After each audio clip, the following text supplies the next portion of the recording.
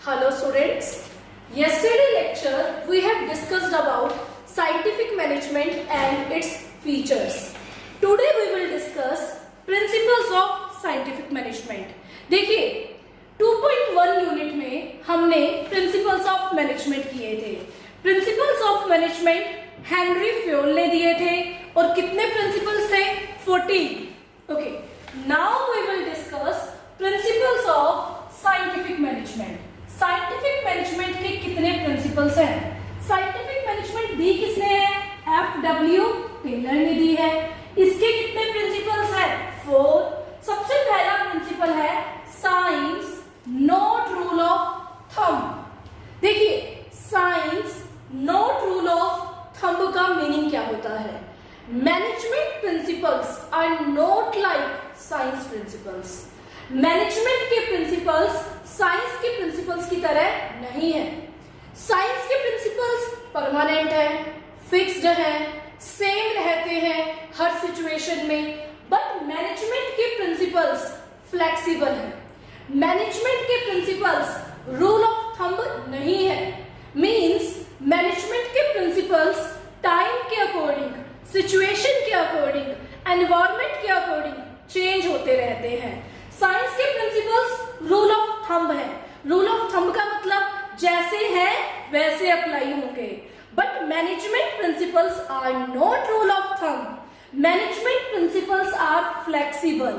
Management principle can change according to time, situation, place and environment. But science principle can't change. Science principle change नहीं हो सकते. Science principles are permanent. Okay, second principle है जो F.W.. Taylor ने दिया है, cooperation not individualism. ये principal कहता है इंडिविजुअलिज्म, अकेले रहकर टारगेट अचीव नहीं करना चाहिए. किससे टारगेट अचीव करना चाहिए? कोऑपरेशन से. यानी अगर स्टैंडर्ड सेट हो रहे हैं, स्टैंडर्ड का मतलब प्लान, अगर कंपनी में स्टैंडर्ड्स को सेट किया जा रहा है, प्लान्स को सेट किया जा रहा है, तो मैनेजर्स और एम्प्लॉयज दोनों को एक दूसरे को क्या करना चाहिए? कोऑपरेट करना चाहिए.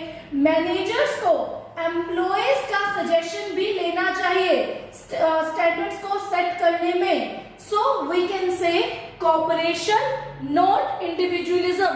कंपनी में बहुत सारी चीजें होती हैं जो इंडिविजुअल रहकर अचीव नहीं की जा सकती, जिसे कोऑपरेशन से अचीव कर सकते हैं.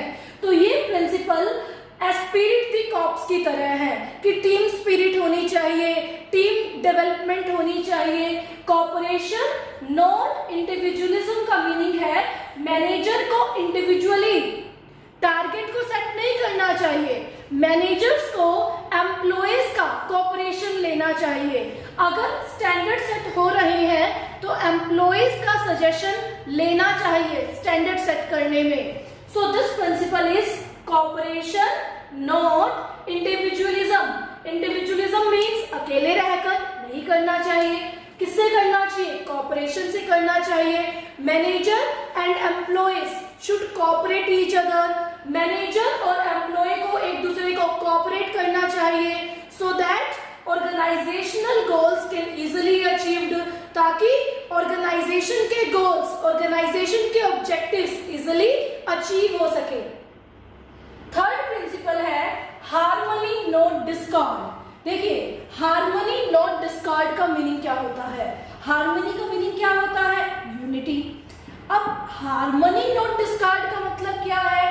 हार्मनी नॉट डिस्कार्ड का मीनिंग होता है कि साइंटिफिक मैनेजमेंट में एक वर्ड पे बहुत फोकस किया गया, जो हमने फीचर्स में भी रीड किया था. वो क्या था? Mental revolution. क्या था वो वर्ड? Mental revolution. तो harmony not discord mental revolution से रिलेटेड है. साइंटिफिक मैनेजमेंट ने एम्प्लॉयज और मैनेजर्स का माइंड चेंज कर दिया है. उनके माइंड में रिवॉल्यूशन ला दिया है. अब दोनों पार्टीज एक दूसरे के वेलफेयर के बारे में सोचने लगी हैं.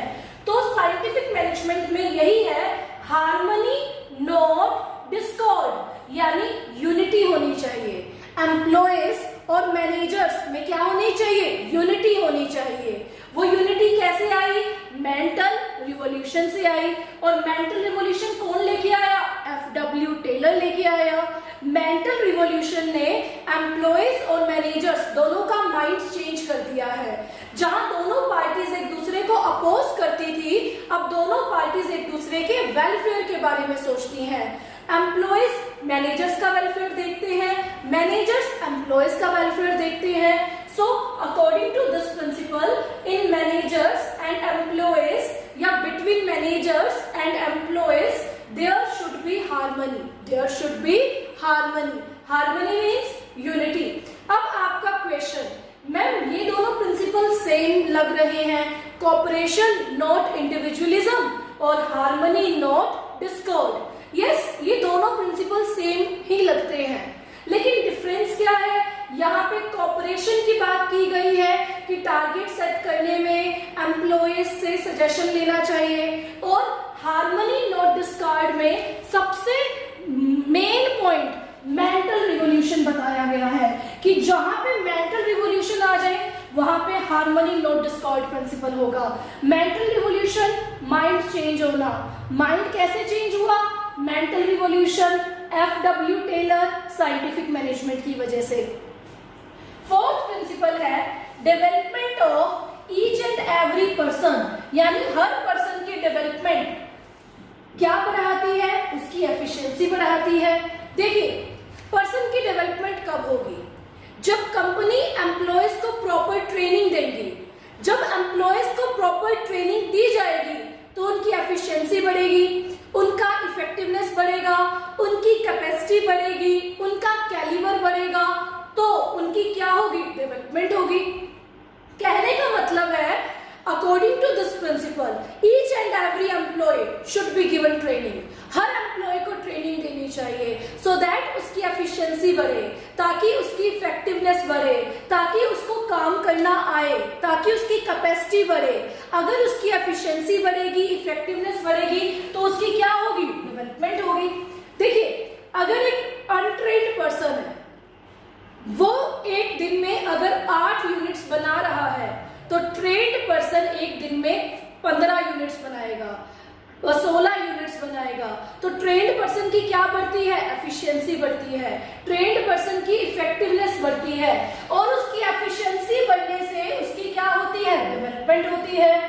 सो these are the 4 principles of scientific management. सबसे पहला principle, science not rule of thumb, यानी मैनेजमेंट प्रिंसिपल साइंस के प्रिंसिपल्स की तरह नहीं है। मैनेजमेंट के प्रिंसिपल्स फ्लेक्सिबल है, बट साइंस के प्रिंसिपल्स रूल ऑफ थंब है, सेम रहते हैं हर जगह। ओके, सेकंड है कोऑपरेशन नॉट इंडिविजुअलिज्म, यानी मैनेजर को एम्प्लॉय को कोऑपरेट करना चाहिए, एम्प्लॉय को मैनेजर को कोऑपरेट करना चाहिए। दोनों में टीम स्पिरिट होनी चाहिए। दोनों में क्या होनी चाहिए? Team spirit. अगर मैनेजर स्टैंडर्ड को सेट कर रहा है तो उसे एम्प्लॉयज के सजेशंस को भी वेलकम करना चाहिए। थर्ड है harmony not Discord. Harmony word आपने कोऑर्डिनेशन के चैप्टर में रीड किया था। हार्मनी का मतलब क्या होता है? यूनिटी। ये प्रिंसिपल कहता है मेंटल रिवॉल्यूशन होना चाहिए, यानी एम्प्लॉयज और मैनेजर्स का माइंड चेंज हो जाना चाहिए। एम्प्लॉयज और मैनेजर्स को एक दूसरे के वेलफेयर के बारे में सोचना चाहिए। और लास्ट प्रिंसिपल है development of each and every person to his her greatest efficiency, यानी हर पर्सन की डेवलपमेंट तब होगी जब उसकी एफिशिएंसी बढ़ेगी। और एफिशिएंसी कब बढ़ेगी? जब एम्प्लॉय को ट्रेनिंग दी जाएगी। कहने का मतलब है एम्प्लॉयज को ट्रेनिंग दो, ट्रेनिंग से एफिशिएंसी बढ़ेगी, एफिशिएंसी से पर्सन की, एम्प्लॉय की क्या होगी? डेवलपमेंट होगी। Okay, thank you.